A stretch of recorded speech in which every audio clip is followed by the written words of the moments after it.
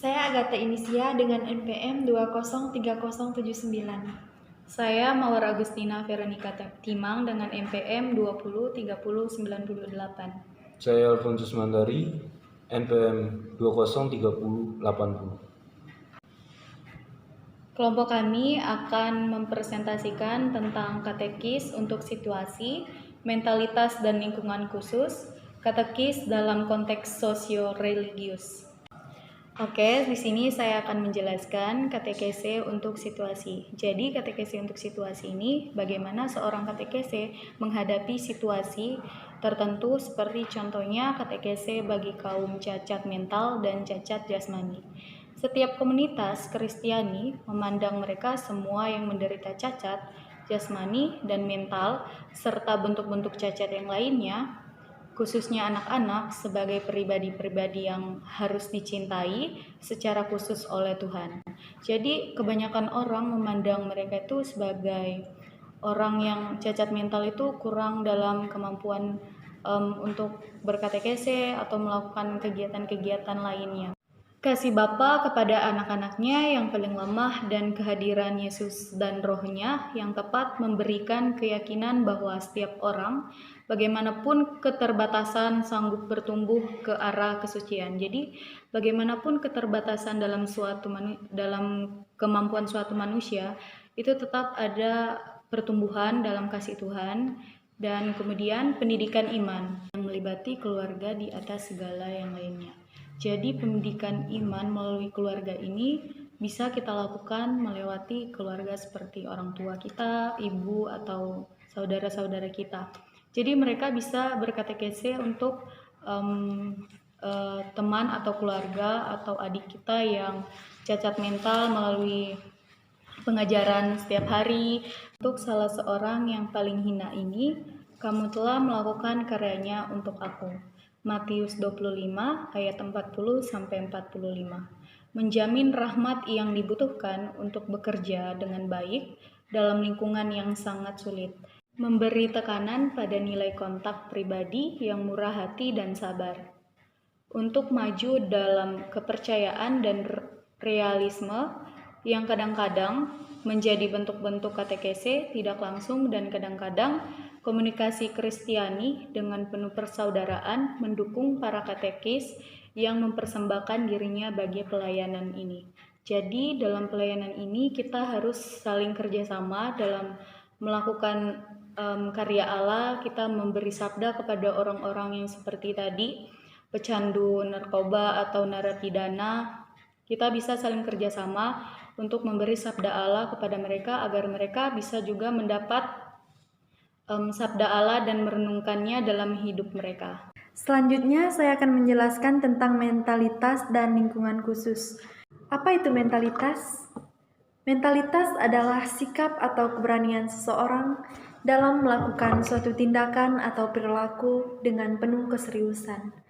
Dalam melakukan berbagai hal, penuh optimis dan penuh kepercayaan yang tinggi dalam mencapai suatu cita-cita yang sebelumnya telah direncanakan dengan matang. Hal ini sangat dianjurkan dalam perjalanan komunitas Kristiani yang umum. Jelas, semua sektor ini meminta suatu pendekatan kompeten dan bahasa yang sesuai dengan mereka yang menerima katekese, sambil tetap mempertahankan kesetiaan kepada pesan yang diteruskan oleh katekese. Pelayanan iman dewasa ini memperhatikan dengan seksama lingkungan dan habitat manusiawi, karena di dalamnya manusia menghayati keberadaannya yang konkret. Katekese bagi orang di pedesaan harus memantulkan kebutuhan yang dialami dalam hidup pedesaan. Kebutuhan-kebutuhan itu sering dihubungkan dengan kemiskinan, kadang-kadang dengan ketakutan dan takhayul, tetapi juga kekayaan akan kesederhanaan, kepercayaan dalam hidup, rasa solidaritas, iman akan Allah, dan kesetiaan kepada tradisi religius. Katekese bagi orang di perkotaan harus memperhitungkan situasi kondisi sosial yang berbeda-beda. Untuk kedua lingkungan ini, pelayanan iman menuntut perencanaan, katekis terlatih, bantuan yang bermanfaat, dan kedekatan dengan sumber daya media massa.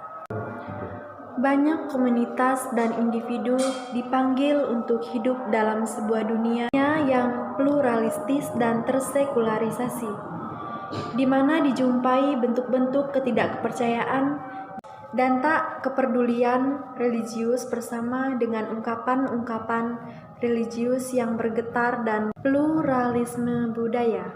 Selanjutnya saya akan membahas tentang katekesi dan devosi populer. Di dalam katekesi dan devosi populer saat ini, dalam komunitas Kristiani, ada ungkapan-ungkapan khusus untuk mencari Allah dan hidup religius yang penuh dengan semangat dan niat murni yang dapat disebut dengan kesalehan rakyat. Di sini bila ada masalah dalam pengakuan iman dan memberikan kepada manusia suatu kepekaan yang tajam sehingga mereka dapat menghargai sifat-sifat Allah yang tak terungkapkan dan kehadirannya yang penuh kasih. Selanjutnya, oleh karena itu, katekese yang memiliki kekayaan religius dituntut agar lekas menghargai sifatnya yang inheren. Sinkretisme atau ketidaktahuan religius dapat dihindari bila diarahkan dengan bijaksana. Kesalehan rakyat semacam ini dapat memberikan sumbangan terus-menerus untuk membawa umat kita ke dalam kontak dengan Allah dalam Yesus Kristus. Banyak devosi kepada Bunda Allah telah berkembang dalam lingkungan setempat. Selanjutnya, dengan katekese, nilai kekal dari devosi kepada Maria dapat ditekankan. Unsur-unsur doktrin yang disimpulkan dari refleksi teologis dan magisterium gereja dapat disesuaikan. Katekese tentang perawan Maria yang terberkati harus selalu dalam meninjau kembali atau menyusun bahan untuk devosi kepada Maria harus diperhatikan orientasi alkitabiah, liturgis, ekumene, dan antropologis. Selanjutnya, katekese dalam konteks ekumenisme. Pada komunitas Kristiani digerakkan oleh Roh Kudus untuk mengenal panggilan ekumene dalam lingkungan-lingkungan, di mana dengan mengambil bagian dalam dialogis ekumene dan prakarsa untuk membina kesatuan umat Kristiani, dia menemukan dirinya. Oleh sebab itu, katekese selalu dipanggil untuk menerima dimensi ekumene di mana-mana. Hal pertama-tama yang dilaksanakan dengan suatu penjabaran tentang seluruh wahyu yang hartanya disimpan oleh Gereja Katolik dengan menghormati hierarki kebenaran. Di sini juga katekese juga membangkitkan dan menguatkan suatu kerinduan yang sejati akan kesatuan, khususnya dengan cinta akan kitab suci. Pada akhirnya, katekese menyiapkan anak-anak, kaum muda, dan orang dewasa untuk hidup dalam kontak dengan saudara-saudari yang berkeyakinan lain, dengan membantu mereka memupuk dan memelihara baik jati diri Katolik mereka maupun hormat akan iman orang lain. Selanjutnya saya akan membahas tentang katekese dalam relasi dengan agama Yahudi. Di sini diberitahukan bahwa katekese dalam hubungan dengan agama Yahudi sesungguhnya bila ia menyelidiki misterinya sendiri, gereja umat Allah dalam perjanjian baru menemukan hubungannya dengan bangsa Yahudi, di mana adanya pelajaran agama, katekese, dan khotbah tidak boleh hanya membentuk objektivitas, keadilan, dan toleransi, melainkan juga pengertian dan dialog. Selanjutnya ialah katekese dalam konteks agama-agama lain. Untuk sebagian besar daerah umat Kristiani dewasa ini hidup dalam konteks multireligius, di mana adanya posisi minoritas. Di dalam konteks ini khususnya dalam hubungan dengan Islam, katekese dapat menjadi tempat yang sangat penting dan dipanggil untuk memikul tanggung jawab yang sulit yang diungkapkan dalam berbagai tugas, terutama memperdalam dan menguatkan melalui adaptasi ataupun inkulturasi yang memadai jati diri kaum beriman, khususnya bila mereka merupakan kelompok minoritas yang menemukan dirinya dalam perjumpaan yang mengikuti antara Injil Yesus Kristus dan pesan agama-agama lain. Oleh karena itu, pertukaran ini komunitas Kristiani yang kokoh bersemangat juga disiapkan katekis putra daerah merupakan sebuah keharusan. Pada tempat kedua, katekese membantu menciptakan kesadaran akan kehadiran agama-agama lain dan mempermudah umat Kristiani untuk bertentangan dengan pesan Kristiani. Namun juga mendidik mereka untuk menerima benih-benih Injil yang terdapat di dalamnya yang kadang-kadang membentuk persiapan autentik bagi Injil. Yang ketiga, katekese memajukan suatu pemahaman misioner yang hidup di antara kaum beriman yang diperlihatkan dengan kesaksian yang jelas akan iman. Sikap hormat dan saling mengerti dengan dialog dan kerjasama dalam membela hak asasi pribadi manusia dan rakyat miskin, serta di mana mungkin adanya pewartaan Injil yang eksplisit. Selanjutnya, katekese dalam hubungan dengan gerakan-gerakan religius baru. Di sini, iklim relativisme budaya dan religius dan kadang-kadang karena sikap umat Kristiani yang tidak tepat, berkembanglah gerakan-gerakan religius baru. Kadang gerakan ini disebut dengan sekte atau kultus, dan karena ada begitu banyak nama dan kecenderungan sulit digolongkan dalam rangka kerja yang menyeluruh dan tepat. Dari data yang ada dapat diidentifikasikan bahwa gerakan-gerakan yang berakarkan Kristiani, sedangkan yang lain berasal dari agama-agama daerah timur, dan yang lain lagi tampak dikaitkan dengan tradisi yang hanya dipahami oleh orang-orang tertentu.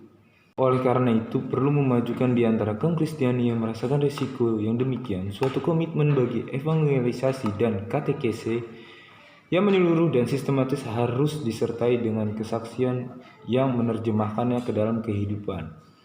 Di mana di sini perlu bagi kita umat manusia untuk mengatasi bahaya ketidaktahuan dan prasangka untuk membantu kaum beriman agar menyesuaikan diri secara tepat dengan kitab suci, untuk membangkitkan dalam diri mereka suatu pengalaman yang hidup akan doa, untuk membela mereka dari kekeliruan, untuk mendidik mereka dalam bertanggung jawab lagi akan iman yang telah mereka terima, sambil menghadapi situasi-situasi kesepian, kemiskinan, dan penderitaan yang berbahaya dengan cinta akan Injil. Selanjutnya, karena adanya hasrat religius yang dapat diungkapkan oleh gerakan-gerakan ini, mereka harus dipandang sebagai di mana adanya sebuah pasar untuk dievangelisasi, dalam mana beberapa dari pernyataan-pernyataan yang paling mendesak dapat menemukan jawabannya. Gereja memiliki sebuah warisan rohani yang agung untuk dipersembahkan bagi umat manusia, suatu warisan dalam Kristus yang menyebut dirinya jalan kebenaran dalam hidup. Sekian pembahasan dari kelompok kami. Semoga video ini bermanfaat. Terima kasih.